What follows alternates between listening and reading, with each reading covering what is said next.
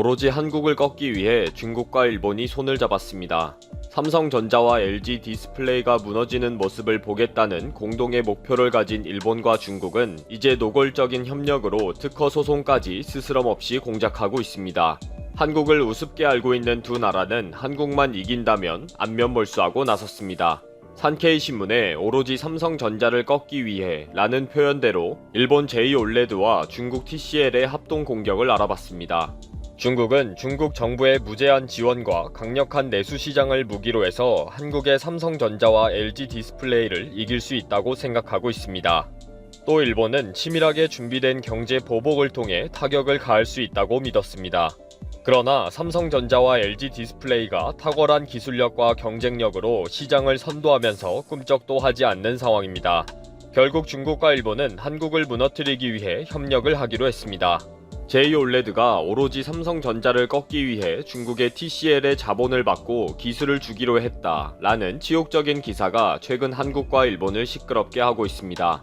산케이신문은 일본 디스플레이 업체 J-OLED가 중국 최대의 가전사 TCL 산하 기업인 CSOT로부터 자금 출자를 받기로 했는데 업계 관계자들에 의하면 J-OLED가 삼성전자를 무너뜨리기 위해 기술 유출을 하면서 중국 기업과 손을 잡는 도박을 했다는 것입니다.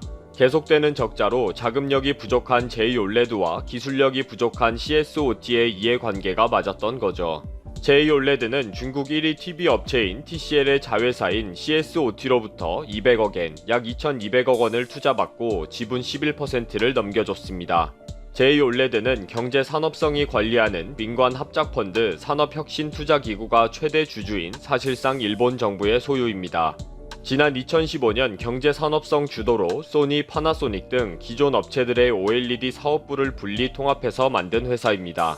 출범 당시의 목표는 다시 한 번 더 일본 디스플레이 산업이 세계를 주름잡아 보자였는데 갈수록 폭망의 길로 가고 있는 상황입니다.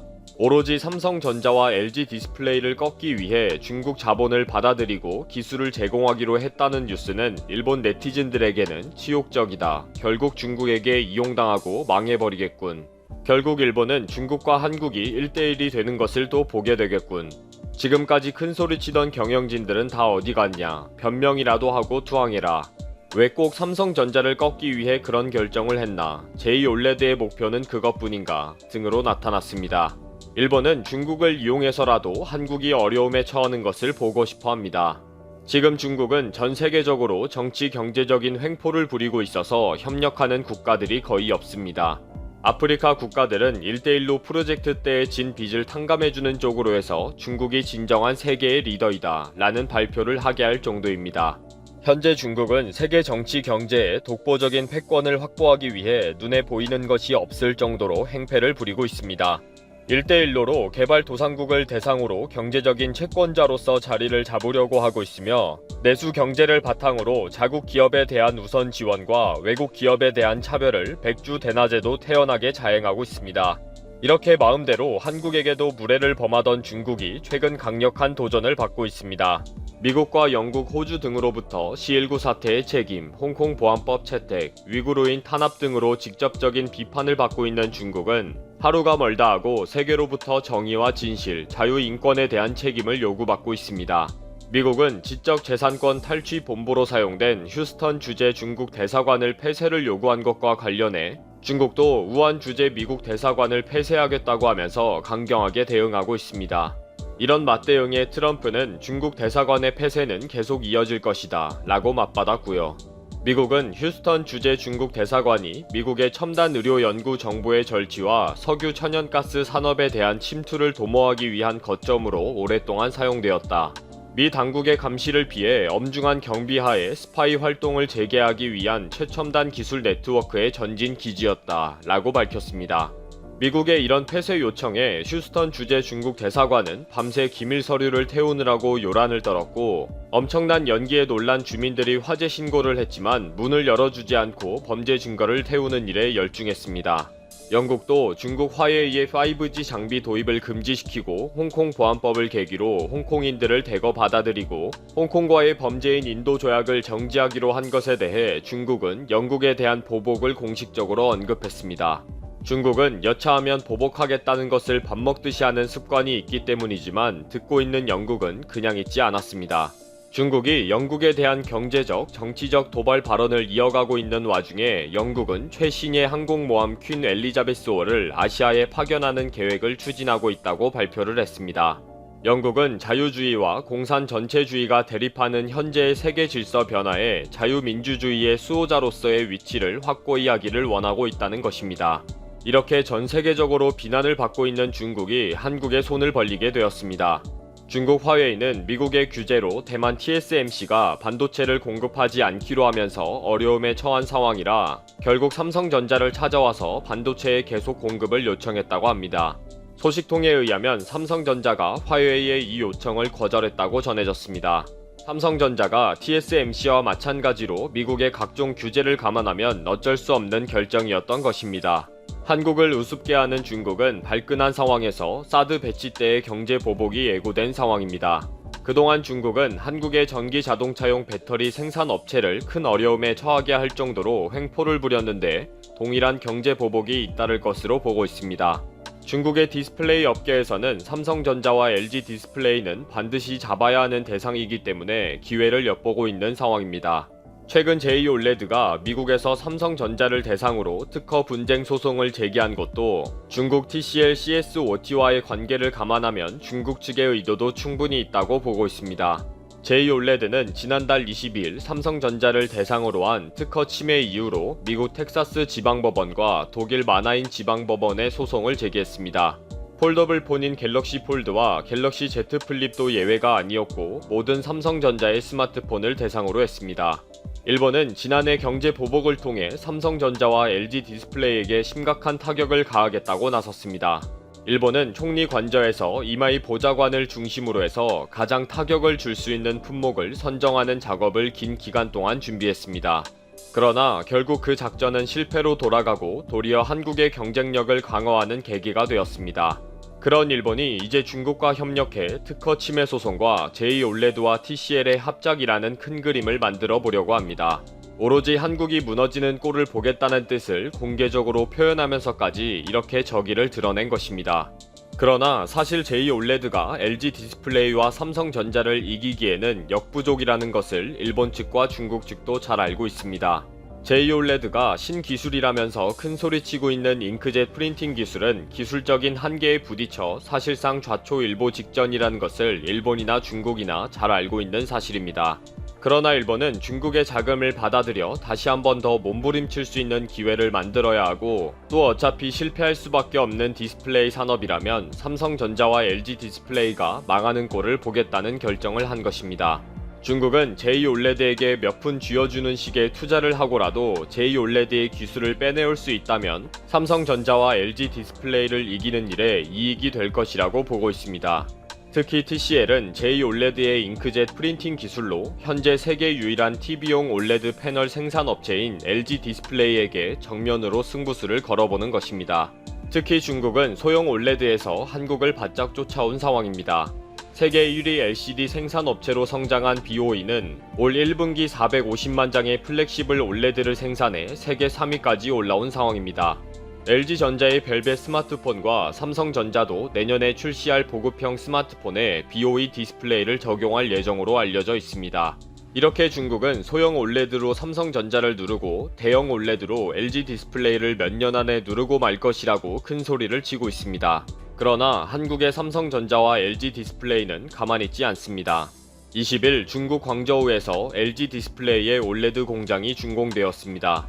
대형 패널을 한 달에 6만 장 정도 생산하다가 내년 이후에는 9만 장까지 생산을 늘릴 계획이며 현재 7만 장을 생산하고 있는 파주 공장까지 합쳐 월간 생산 능력이 16만 대까지 늘어날 전망입니다.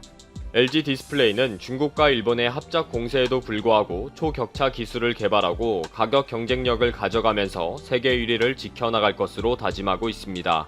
삼성전자도 제2올레드의 특허 침해 소송을 지켜보면서 차분히 대응하겠다고 했고 새로운 초격차 기술을 계속 발표하고 있습니다. 최근 C19 사태에도 불구하고 삼성전자는 가장 양호한 영업 실적을 발표했고 계속되는 신제품 발표로 승기를 이어가겠다고 자신했습니다. 일본과 중국이 손을 잡고 도발을 하지만 결국 두 나라는 망해가는 신세라는 것은 누구나 다 알고 있는 사실입니다. C19 사태가 한국에게는 도리어 더 큰 도약의 계기가 될 것입니다. 외국인 개인이 부동산을 보유할 수 있는 기간은 50년. 이것도 그냥 50년이 아니죠. 만약 외국인 A씨가 베트남 아파트를 분양받아 20년을 거주한 뒤 다른 외국인 B씨에게 팔았다면 이를 산 B씨는 30년까지만 이 아파트를 보유할 수 있습니다. 30년이 지나면 베트남 정부의 소유권이 귀속되어 버리죠. 베트남 정부가 외국인들의 베트남 부동산 투자를 처음 허용한 것은 2015년 7월 1일 처음에는 한국인과 싱가포르의 베트남 부동산 투자 비중이 압도적으로 높았습니다. 한국인 투자자들은 베트남 내에서 한국인 관광객 비중이 전체 외국인 중에서 55%가 넘는 유명 관광도시 다낭을 비롯해 베트남 수도 하노이 그리고 800만 명이 넘는 베트남 최대 인구가 살고 있는 베트남 남쪽의 대도시 호치민에 있는 부동산들을 주로 사들였죠. 글로벌 부동산 컨설팅 기업 CBRE가 공개한 자료에 따르면 당사를 통해 베트남 부동산에 투자한 고객 중에서 무려 77%가 외국인이었습니다. 베트남 부동산에 외국인의 투자에 절대적으로 의존하고 있다는 뜻이죠. 그런데 이번 코로나19 사태를 겪는 동안 베트남이 한국에 보여준 태도가 너무나도 큰 논란이 되면서 한국 자본이 베트남을 빠져나오는 속도가 심상치 않아 보이는데요.